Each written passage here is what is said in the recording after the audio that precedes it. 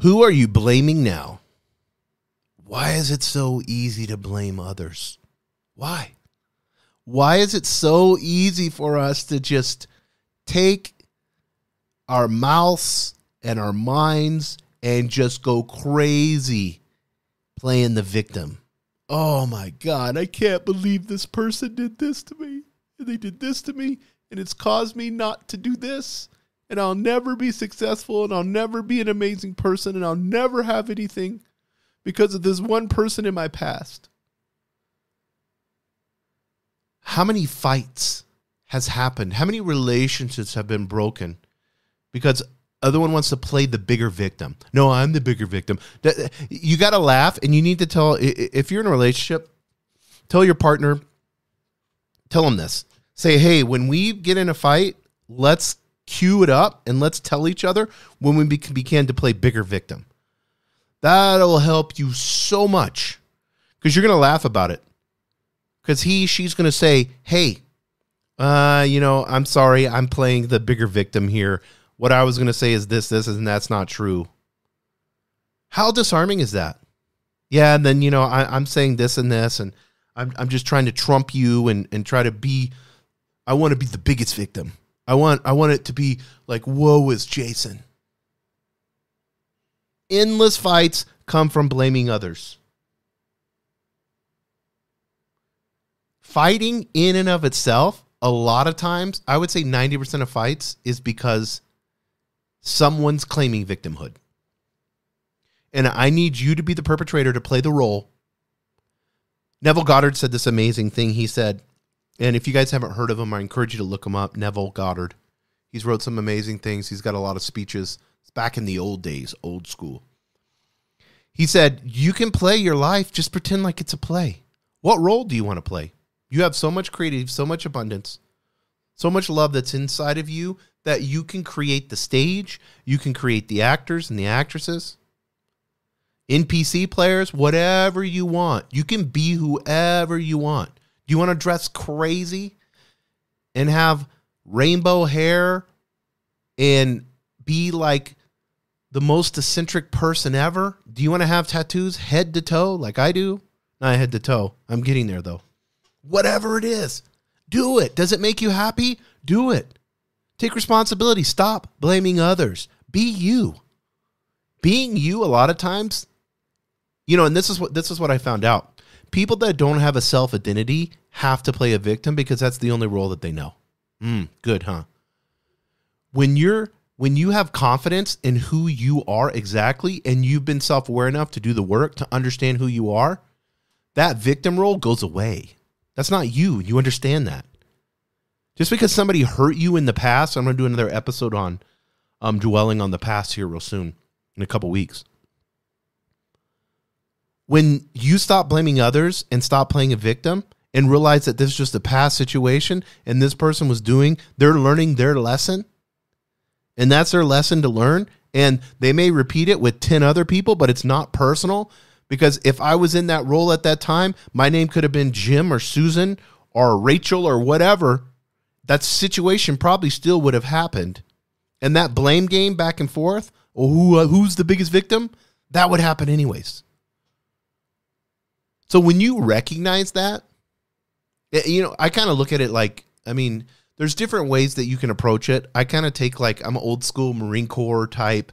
So I kind of like me being like this bitch. Like, this is my bitch voice. Like, this is the victim egoic voice is the one that's not me stepping up and being who I need to be. The best version of Jason, my higher self, is not even close to being Jason the victim who wants attention and needs attention and wants people to feel sorry for him and gets on the phone and tells 20 people how horrible this breakup was or whatever it was. Isn't that funny? When we perceive something that's really, really bad that happens in our life, how quickly we become the victim so that we don't have to deal with the situation and identify ourselves in the situation. Instead, we use the victim to cope and we become that role in the play. And then we just allow it. And then over time, we we so-called feel like we heal. Quickest way to heal is to take responsibility. Say, this sucked. I hate this. I don't like this. This breakup, this death, whatever it is. But this person is not the real me. And this is what I'm going to do. I know I need to walk and get fresh air outside. I know I need to maybe I need to get out of bed and take 10 steps in my house and go right back to bed. But every single day, I'm going to do something a little bit more and a little bit better because I know how compound interest works. I know that if I take 10 steps, the next day it may be 12 steps, the next day it may be 5 steps, and the next day it may be 15 steps. But I know over time, in 2 weeks, 3 weeks, I can get out of bed and I can walk. And then eventually, with compound interest, I'm walking 5 miles and I feel amazing and great. I'm getting fresh air in my lungs. I'm getting my blood circulating. I'm able to process and think and go through and be self-aware and understand. And that breakup or that death, whatever, and those are probably the 2 hardest things that we deal with. It doesn't have any power over me anymore. I'm not a victim to that. That was my past. That was a big learning lesson. So what can I learn from it? Well, obviously, I'm not going to date people like this. Obviously, I'm going to love people that are around me more because this person died and I felt like maybe I should have paid a little bit more attention and maybe I should have loved more. So, I'm going to love people more. I'm going to have unconditional love. I'm going to accept people more, not judge them so much. Those are amazing things that you can learn, guys. But instead, this blaming others, this negative emotion, this victimhood, the useless fights, all of those things. What do? What purpose do they serve? I always like watching, sometimes I'll get like in a rabbit hole and I'll watch these big like monster trucks and they get stuck in the mud. They'll do all this like being in these real thick mud. And you just watch them and they're just spinning their tires and there's like 1,000 horsepower in these engines. Woo, and then, but they're not going anywhere. No matter how much horsepower they have, it just makes those wheels just turn faster. How much energy are they wasting? The gas, the engine, the wear and tear on and they ain't going nowhere, are they? Why? Why are they not going anywhere? Because there's no traction, right? If they had traction, they'd be gone. That's what tires create on asphalt or on any good solid surface. It creates traction. You have to understand, being a victim is that murky, muddy nastiness. Having traction is taking responsibility, being self-aware, understanding the situation that happened, that's not you. That situation that happened is not you. That's that other person. And they're going to live their life, and they may hop into another meat suit and finally learn that lesson 2 or 3 meat suits from now. Maybe they have to hurt 30 people going through a breakup. I don't want to get into forgiveness and hurt, so-called hurt and all that. That's on my spiritual podcast, Higher Density Living. So if you guys haven't subscribed to that, I encourage you to do that. But I'm telling you right now, this blaming others, this is something that is easy. I'm telling you, you may think that it's hard, but it is easy to stop. And I encourage you, if you have this continual negative self-talk and you instantly want to fall into victim mode, just catch it. Catch it. You're going to find yourself falling into victim mode, little tiny micro moments of it. If you start, your brain will catch on and be like, oh, you want me to pay attention to this? Okay, I'll pay attention. Your brain can pay attention to whatever you want it to. Whatever you focus on. Why you buy a red Toyota Celica and then next thing you know, everywhere you go, you see a red Toyota Celica. And you can spot them out a mile away, but you never saw them before.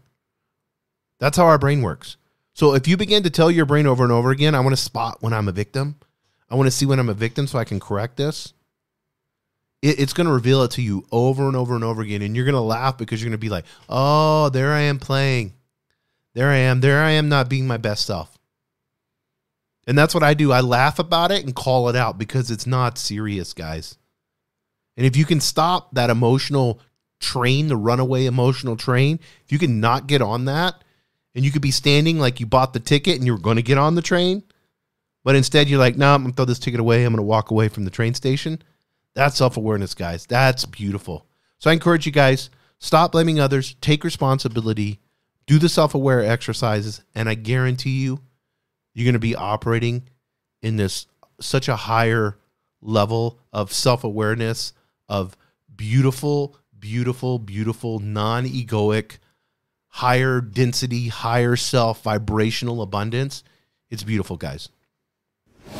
Thank you for joining us on the Albuquerque Business Podcast. And thanks to our sponsor, RigbyDigital.com. Make sure to subscribe and share. And go to abqpodcast.com. Get show notes, resources, and links to everything we talked about today to help you navigate your journey as an entrepreneur and business owner.